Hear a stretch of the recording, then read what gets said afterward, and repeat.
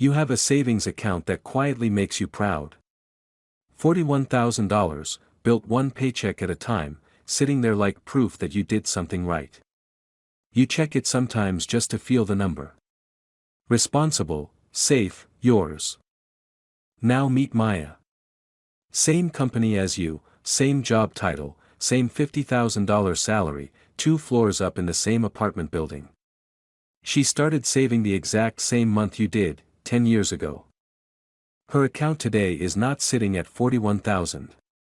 It is sitting at just over $300,000. Same paycheck, same decade, same habit of setting money aside. She did not inherit anything. She did not get some enormous raise. She did not pick a magic stock. She did exactly one thing differently, on one specific afternoon, and it had nothing to do with earning more. Here is the uncomfortable part. Saving is not the finish line. It is the on-ramp, and almost nobody merges. My name is Yank, and today I am showing you exactly how Maya merged, step by step. Leave a like, and let's start. Let's begin with the thing nobody wants to hear. Saving money on its own is a slow way to get poorer. Not broke, just quietly, politely poorer, 1 year at a time, in a way you do not feel until it has already happened. Here is the math. $1 you saved back in the year 2000 buys you about 51 cents of actual stuff today. Half of it evaporated. Not because someone stole it, and not because you spent it, but because prices climbed every single year while your dollar just sat there, proud of itself, not moving. That is what inflation does. It is a tax nobody votes for and everybody pays. Cash is the one thing in your financial life that is guaranteed, mathematically guaranteed, to lose to it. Now, people hear this and say, sure, but my savings account pays interest. And it does. The best high-yield savings accounts right now pay somewhere around 4%, which honestly is not bad. The problem is that inflation has been running around 4% too. So on a good day you are treading water, and on a normal day you are slowly sinking while a little number on a screen tells you that you are fine. This is the trap of cash. It feels safe because the number never drops. You open the app, it says the same thing or a little more, and your brain files it under responsible adult. But safe and shrinking are not the same thing. Your money is technically employed. It is just calling in sick every single day and still expecting to get paid. The wealthy figured this out a long time ago, and their response was not to save harder. It was to stop letting money sit still. Because here is the part that reframes everything. For the rich, cash is not a destination, it is a waiting room. Every dollar that lands in it has somewhere else it is supposed to go. So let's actually look at what wealthy people do with their money, because the data here is genuinely startling. When you break down where different Americans keep their wealth, a pattern jumps out immediately. The bottom half of the country by net worth keeps most of what it owns in 2 things, a home and a car. Real estate and a depreciating vehicle, that is the portfolio. Stocks and investments barely register. Now look at the top 1%. Their money sits in completely different places: business ownership, stocks, index funds, income-generating real estate, and cash. The wealthiest households keep roughly 2% of their wealth in cash. 2%. Everything else is out working. Sit with that contrast for a second, because it is the whole video in one image. The average family's biggest asset is a car that is worth less every time the engine starts. The wealthy family's biggest assets are things that grow while they sleep. And it compounds into something almost hard to believe: the top 10% of American households own roughly 90% of all the stock in the entire country. Not 90% of their own stock, 90% of all of it. So every time you hear the market hit a record high on the news, understand who is actually catching most of that money. It is not landing evenly. It is raining almost entirely on the people who already own the assets, which is exactly why owning them, even a small slice, even late, matters more than almost anything else you will do with money. And here I have to be honest, because this channel does not do fairy tales. Part of that gap is not about knowledge, it is about surplus, and we will come back to that hard before the end, because it is the piece most of these videos conveniently skip. But part of it is simply this: the rich have a system for what happens to a dollar after it is earned. Most people do not. They earn, they spend what they spend, and whatever survives piles up in a checking account like laundry. No plan, it just accumulates. The wealthy plan for it, and the plan itself is not a secret and it is not complicated. It is a sequence, and I am going to give you the whole thing in order, starting now. Step 1 is the line, the single most important line in your entire financial life. And we need to see what happens on each side of it. Let's give that $41,000 saver from the start a name, call him Owen. Owen is you if you never cross the line. Maya is you if you do. Same salary, same apartment, same 10 years, one of them crossed. Let's watch where the line actually is. The line is your emergency fund. The rule most people know is 3 to 6 months of expenses kept in cash somewhere safe and boring, so that a broken transmission or a lost job does not detonate your life. That part you have heard. But here is what nobody explains: the wealthy do not treat that number as a savings goal, they treat it as a border. Everything up to that line stays in cash because its job is safety. Everything past that line is not allowed to sit in cash because its job is growth. The moment they hit that number, the overflow gets deployed automatically, without a meeting, without needing to feel brave. So picture your own number, whatever 3 to 6 months of your life costs, that is your line. Every dollar you own above it right now is a dollar currently sitting in the waiting room, forgetting it has a job. That was Maya's one specific afternoon, 10 years ago. Once she had a few months of expenses saved, she sat down for about 20 minutes and set up an automatic transfer that moved everything above that cushion straight into investments, every single month, before she could touch it. That is it, that is the whole move. She turned her overflow into a river instead of a puddle. Owen hit the same cushion around the same time, and then he just kept saving into the same account. The money piled up right at the edge of the line and never crossed it. 10 years later, that habit cost him around $260,000, for the crime of doing nothing on purpose, very responsibly. That is the line. Most people spend their whole lives building up to it and then camping on it. The wealthy touch it and immediately push everything else over the edge. Okay, but push it where exactly? This is step 2, and it is the part that actually makes people rich without them feeling clever. It is the order of operations, because not all investing dollars are equal. Some of them, before they grow a single percent, are already worth 50 to 100% more than the day you earned them. I will explain that sentence, and keep one thing in your back pocket for step 4, because there is a single number hiding in there that quietly decides whether you retire comfortable or retire with an extra house. Most people never even see it. The first place your overflow should go, if it is available to you, is a workplace retirement match. If your job offers to match, say, the first 4 or 5% you put into your retirement account, that is not a benefit. That is a coupon for free money that expires every year you do not use it. You put in $1, they hand you $1, you just earned a 100% return before the market did anything at all. Turning that down is the financial equivalent of leaving a paycheck in the office fridge. After the match, you handle any genuinely toxic debt, the credit card kind, charging you 20-something%, because paying that off is a guaranteed return no investment can promise. Then you fill accounts that the tax system actually likes. And here is a quiet one most people miss entirely: if you are on the right kind of health plan, there is an account that lets money go in untaxed, grow untaxed, and come out untaxed. It is the only place in the entire tax code where that triple happens. The wealthy treat it like a stealth retirement account. Most people treat it like a place to store $40 for glasses. And if all of that ordering sounds like a lot to keep straight, good, because the real weapon was never the sequence, it is what makes you never have to think about the sequence again: automation. This is step 3, and it is quietly the most powerful thing in this entire video. Here is the proof.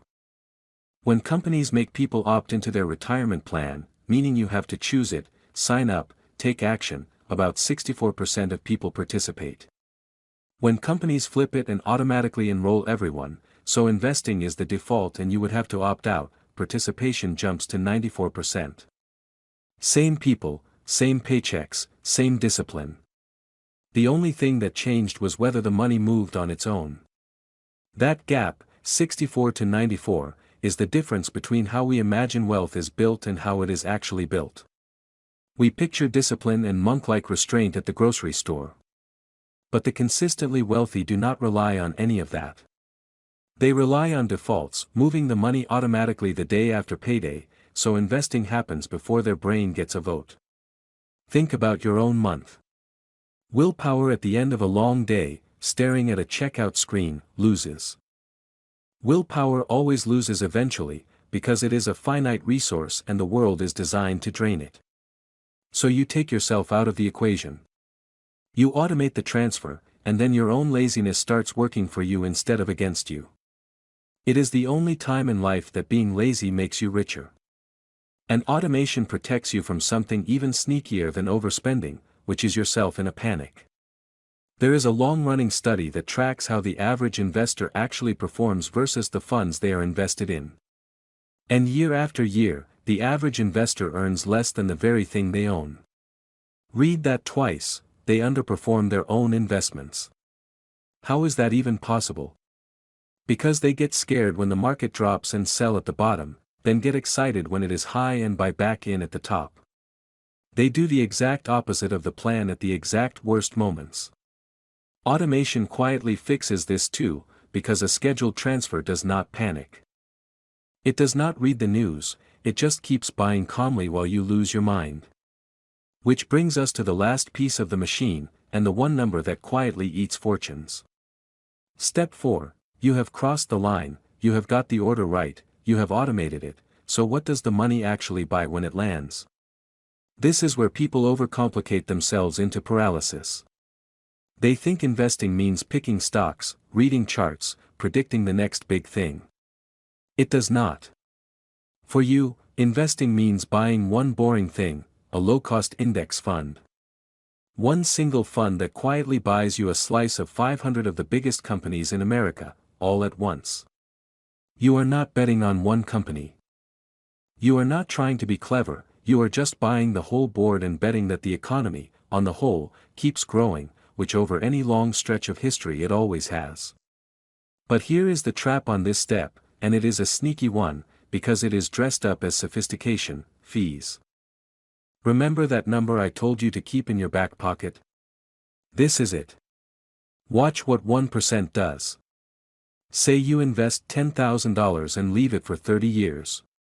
Put it in a cheap index fund charging basically nothing and compare it to a fancy managed fund charging 1% a year. That 1% does not sound like much, but over 30 years that tiny fee quietly eats around $40,000 of your future money on a single $10,000 investment. The fee ends up bigger than the amount you started with. And you would assume you are paying for something better, right? Higher fee, smarter people, better returns. Except the data says the opposite. Over any long period, the overwhelming majority of those expensive professional managers fail to beat the plain, cheap index fund they are being paid to outsmart. You are paying a premium for a product that usually underperforms the free version. It is like hiring a personal chef who mostly reheats worse versions of the same frozen meal you could have bought yourself. The wealthy know this, so they buy the cheap index fund and keep the fee. And that fee, kept over a lifetime, is worth a small house. Now there is one more gear the truly rich use. You do not need it, but understanding it explains everything. When a wealthy person needs cash, they often do not sell their investments, because selling means stepping off the compounding train and handing the government a chunk in taxes. Instead, they borrow against what they own. The assets stay invested and still growing while they spend the borrowed money. Their portfolio never stops working. Compare that to how most people get cash in a pinch: they sell something, or worse, they raid the retirement account they spent years building. One group borrows against the machine and keeps it running. The other takes a wrench to it, sells it for parts, and then wonders why the money stopped growing. You do not have to play their game. You just have to stop taking a wrench to your own machine every time life gets expensive. Alright, you have got the whole machine now, the line, the order, the automation, the cheap fund. Which brings us to the reason any of this matters, the engine that turns these boring steps into actual wealth, compounding, and specifically why it feels like a scam right up until it does not. Here is the honest truth about compounding. For years, it looks broken. You invest, you check the balance, and it is crawling. This is exactly where Owen would have bailed even if he had crossed the line, because the early days are genuinely unimpressive. But compounding is not addition, it is acceleration. Your money makes money, and then that money makes money. The curve does not rise in a straight line, it bends upward slowly at first and then violently. It is the world's slowest magic trick. You are bored for what feels like forever, and then the last part happens so fast it looks like someone cheated. Let me make it real.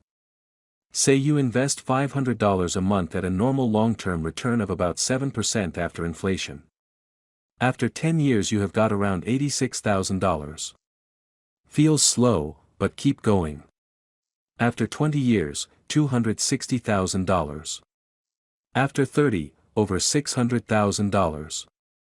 After 40 years, north of $1.22 million, from $500 a month. The last decade alone adds more than the first 20 combined, because by then it is not your contributions doing the work. It is the growth on the growth. This is exactly the part Maya quietly lived. For the first few years, her invested account barely pulled ahead of Owen's savings, close enough that he felt a little smug about it. Then, somewhere around year 7, the gap started widening every single month. By year 10, the growth alone was adding more than she was even putting in. Same paycheck as Owen, same decade, she just crossed the line early and let the acceleration do the entire second half of the work. Which is why the single most expensive mistake is not picking the wrong fund, it is waiting. Watch this, 2 people invest $500 a month at 7%. One starts at 25, the other waits until 35. Same amount, same return, both stop at 65. The one who started at 25 ends with around $1.37 million. The one who waited 10 years ends with about $740,000. Now here is how to actually feel that number. The 10-year delay did not cost $60,000 in skip deposits, it cost $700,000 in future money that simply never got the chance to exist. Those dollars were not spent, they were never born. That is what waiting really is, not a smaller pile, but a graveyard of money that never got to grow up. So the machine is simple, cross the line, order your dollars, automate it, buy the cheap fund, then wait longer than feels reasonable. That is it. That is how saving becomes investing, and how investing becomes wealth. But I promised you honesty, and here is the part these videos almost always leave out, you cannot invest a surplus you do not have. And right now, a huge share of people do not have one. Around 59% of Americans cannot cover a surprise $1,000 expense from savings. More than half report living paycheck to paycheck. When your money runs out before the month does, just automate your investing is not advice, it is a joke told at your expense. So let's be clear about what is really going on. The wealthy have 2 advantages, not 1. The first is that they have surplus to deploy. That advantage is real, it is structural, and no 10-minute video is going to hand it to you. Wages, cost of living, the whole tilted board, that is a systemic problem, and pretending it is just about your latte was always a lie.